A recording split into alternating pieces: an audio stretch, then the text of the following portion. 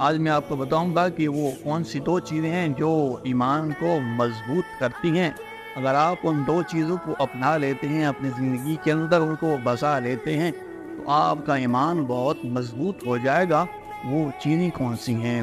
پہلے نمبر پہ وہ چیز یہ ہے کہ آپ کے اگر دل کے اندر اللہ کا خوف پیدا ہو گیا، آپ کا دل ڈر گیا۔ اگر آپ کوئی اللہ کی نافرمانی کرتے ہیں، لیکن جب اس کا خوف پیدا ہو جائے گا تو آپ اس کی نافرمانی سے دور ہو جائیں گے۔ آپ کے دل کے اندر یہ بات ہوگی کہ مجھے اللہ دیکھ رہا ہے۔ اور دوسری چیز ایمان کو مضبوط کرنے والی، وہ اللہ کی رحمت سے امیدوار ہونا، اللہ کی رحمت کی امید رکھنا۔ اللہ کی رحمت ہر حال میں میرے ساتھ شامل ہوگی، میں اس سے مانگوں گا، اس کی رحمت میرے ساتھ رہے گی۔ میرے دوستو، اس لیے یہ دو چیزیں ہیں کہ آپ کہ دل کے اندر جب یہ باتیں پیدا ہو جائیں گی کہ اللہ کا خوف اور دوسری اس کی رحمت سے امیدوار ہونا، آپ کا ایمان بہت مضبوط